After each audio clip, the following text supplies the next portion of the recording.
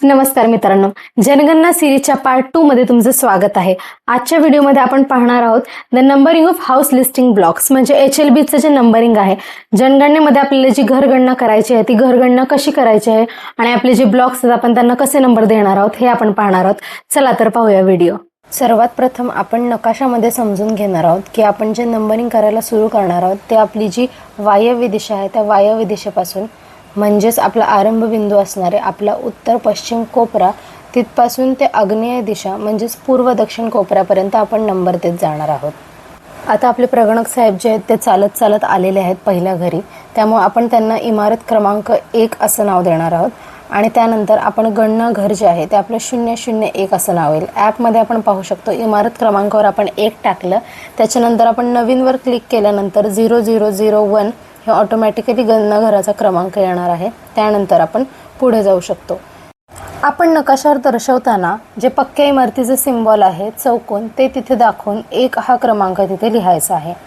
त्यानंतर दुसऱ्या प्रकारच्या घरी आपले प्रगणक पोहोचलेले आहे, जिथे आपण पाहू शकतो एकाच इमारतीत त्या व्यक्तीचं घर आहे तसेच त्यांचं कपड्यांचं दुकान देखील आहे। अशा वेळी आपण इमारतीचा क्रमांक 2 घेणार, तिथे नवीनवर क्लिक केल्यानंतर गणना क्रमांक जो आहे तो 002 हा ऑटोमॅटिकली येईल। फक्त या ठिकाणी आपल्याला काळजी घ्यायची आहे थोडी की आपण जेव्हा त्या व्यक्तीचे गणना घर कार्यसंबंधी माहिती लिहिणार आहोत त्यामध्ये आपल्याला जो 7वा प्रश्न आहे गणना घराच्या वापरासंबंधी खात्री करा, त्यामध्ये आपण निवासासह इतर वापर येथे क्लिक करणार आहोत आणि जसं की त्यासाठी सिम्बॉल आहे त्रिकोण, त्यामुळे आपण नकाशामध्ये त्रिकोणाचं सिम्बॉल देऊन त्याखाली इमारत क्रमांक 2 असं लिहिणार आहोत। आता आपण पुढील घरी आले आहोत, ज्या ठिकाणी आपल्याला एक इमारत दिसत आहे पण वर आणि खाली दोन्ही ठिकाणी 2 वेगवेगळे कुटुंब राहतात।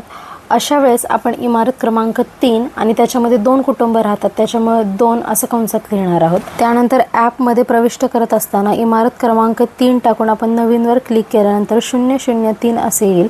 त्यानंतर आपल्याला परत एकदा नवीन एंट्री करण्याची गरज नाही, आपण फक्त पुनरावृत्ती करा येथे क्लिक करून आपल्या गणना घराचा पुढील क्रमांक 004 तिथे जनरेट होईल। तसेच नकाशावर आपण पक्की इमारत म्हणून चौकोन हे नमूद करून त्या ठिकाणी त्याच्या खाली 3 हा आकडा टाकणार आहोत।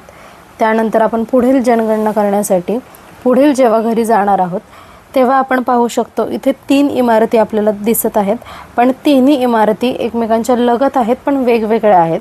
त्यामुळे आपण पहिल्या इमारतीला इमारत क्रमांक 4 देऊन त्यात एक गणना घर असल्यामुळे 004 हा नंबर देणार आहोत।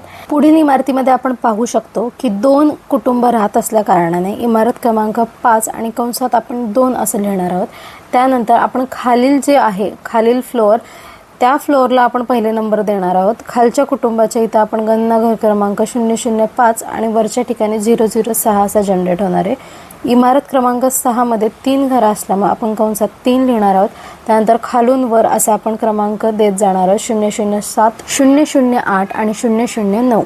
त्यानंतर पुढील जे उदाहरण आहे ते आपल्याला शहरात पाहायला मिळेल की एका इमारतीमध्ये एका अपार्टमेंटमध्ये खूप जास्त घरं असतात।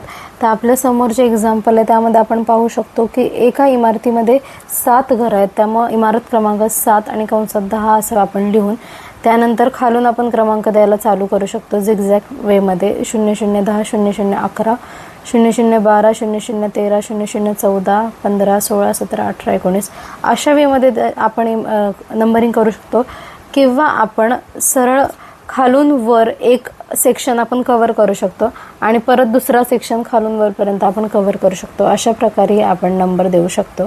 त्यानंतर आपण पुढील एक्झाम्पल पाहणार आहोत, ज्याच्यामध्ये एका वॉल कंपाऊंडमध्ये आपल्याला घर दिसत आहे, परत स्वयंपाकघर आणि तसेच आपल्याला वॉशरूम टॉयलेट यासाठी एक सेपरेट रूम दिसत आहे। परंतु हे सर्व एकाच वॉल कंपाऊंडच्या आतमध्ये असून या सर्व सोयींचा वापर एकाच कुटुंबाद्वारे केला जातो, त्यामुळे आपण या इमारतीला संयुक्तपणे एकच क्रमांक म्हणजेच इमारत क्रमांक 8 देणार आहोत। आपण पुढे संस्था कुटुंबाबद्दल पाहणार आहोत। संस्था कुटुंबामध्ये लोक रक्ताच्या नात्याने एक झालेले नसून तर एका उद्देशाने एकत्र आलेले असतात, त्यामुळे आपण त्यांना संस्था कुटुंब असं म्हणतो।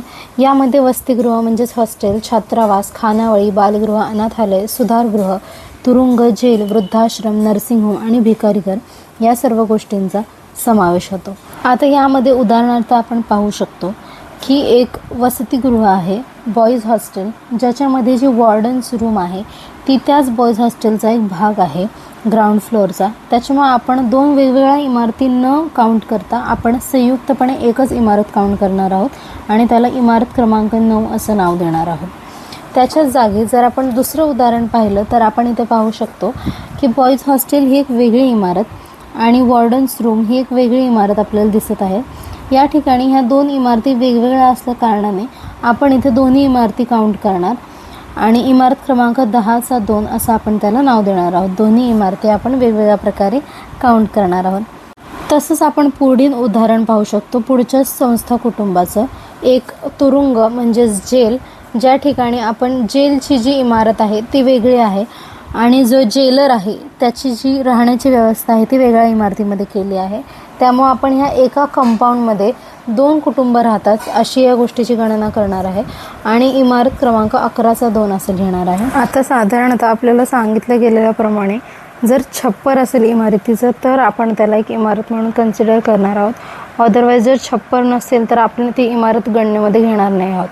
त्याच्यामुळे आपल्याला जर असं काही जाणवलं की आपण ऑलरेडी 2 इमारतींना नंबर दिलेला आहे आणि त्याच्यामधील इमारतीला आपण नंबर दिला नव्हता कारण त्या ठिकाणी तेव्हा छप्पर नव्हतं, पण मग नंतर त्या ठिकाणी आपण गणना करत असताना संपेपर्यंत तिथे त्या घराचं छप्पर टाकलं गेलं आणि त्याच्यामुळे आपल्याला आता ती घराची गणना करावी लागेल.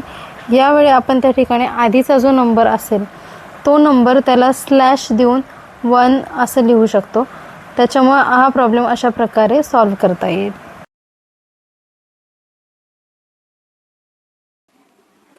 आशा करते व्हिडिओ पाहिल्यानंतर सगळ्यांना जी प्रोसेस आहे ती व्यवस्थितपणे कळाली असेल.